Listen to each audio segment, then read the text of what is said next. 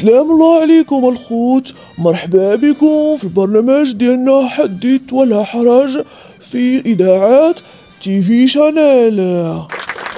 فاليوم غادي نستضيفو الضيف ديالنا الدكتور سمير، رحبوا بيه معايا.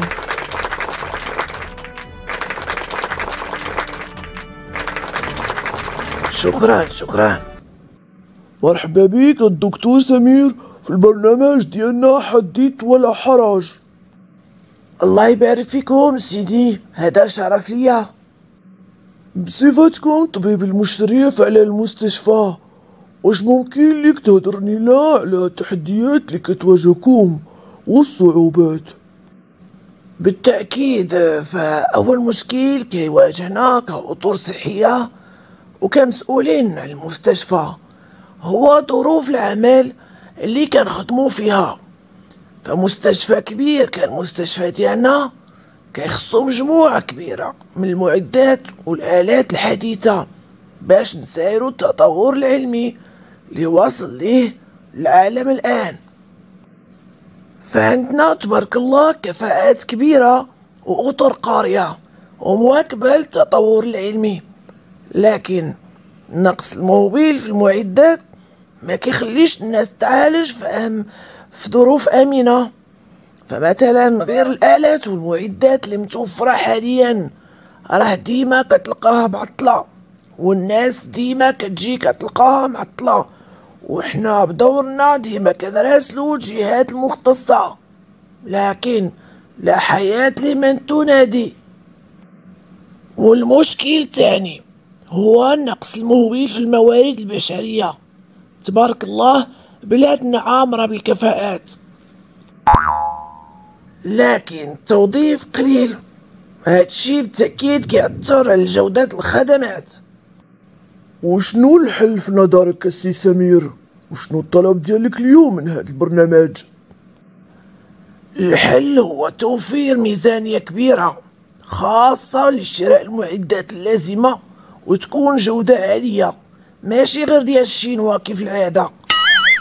وكنطالب المسؤولين باش يدخلوا في أقرب وقت، وكذلك توظيف أكبر عدد من الموارد البشرية باش إن شاء الله مستشفياتنا تكون من أحسن المستشفيات في العالم. يا المرأة، يا شريفة، يا الدجاج، يا فين غادا؟ يا راني عندي الحريق في كلشي، يا من البارح، يا والناس شكروا لي الدكتور سمير، يا جيت باغي نشوفو. ايوا فين هو الرونديفو؟ يا يسحب لك اللي جاي يدخل مالو ولا كوريو؟ ما عنديش الرونديفو، ولا ندير راني كنموت بالحريق، ما نقدرش نتمشى وما نقدرش نتسنى الرونديفو.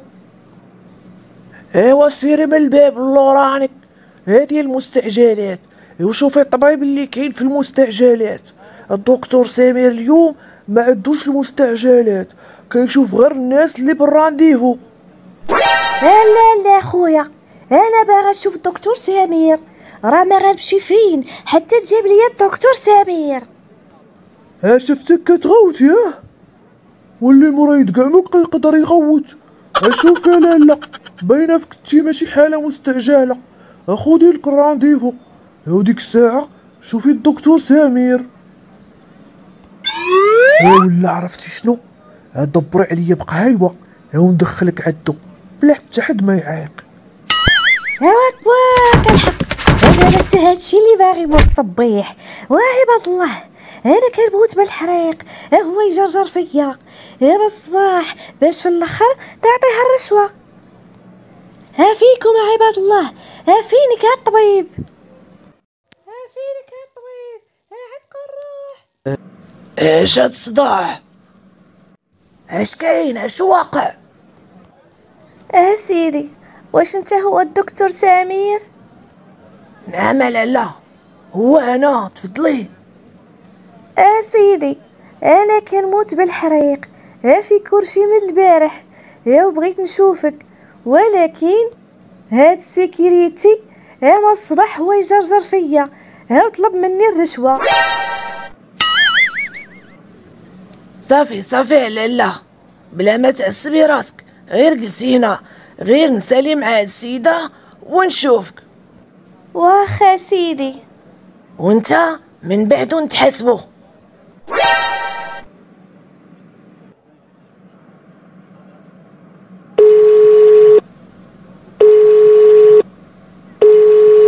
شاف سي محمد، اجي عندي المكتب دابا. سي محمد، كتعرف بلي اتفقنا من النهار الاول ملي سنينا العقد مع الشركه ديالكم بلي ممنوع الرشوه في المستشفى ولا ابتزاز المرضى من غير الا شي مريض بوحدو من راسو بغى يدور مع شي واحد من السيكوريتي. السي سمير، وهادشي باش كنوصي السيكوريتي غير كل صباح. علاش؟ شنو واقع؟ حمودة السيكوريتي ديال الباب 6 سخسخ واحد السيدة كانت في حالة مستعجلة وطلب منها الرشوة. هادشي راه حشومة وعيب وعار. الو حمودة، دابا نلقاك في البيرو ديال الدكتور سمير دابا. اسمع، دابا غادي تجمع حوايجك وغادي نعطيك حسابك، الله يعاون. علاش السي محمد؟ اماني اش درت؟ اش درتي؟ راك عارف اش درتي؟ اسمح لي يا السي سمير، والله ما نبقى نعاود، راه غير الشيطان غرني والحالة فقيرة والصالير قليل، اما كاع ما نديرها. وراه عندي 3 ديال الدراري وعكاري بيت مع الجيران، وإلا جريتو عليا فين غنمشي؟ اولادي اش غياكلو؟ صافي، هادي اخر مرة نسمع ليك هادشي. صافي اسمح لي السي محمد، واخر مرة يعاودها. صافي، الله يسامح، سير خدمتك.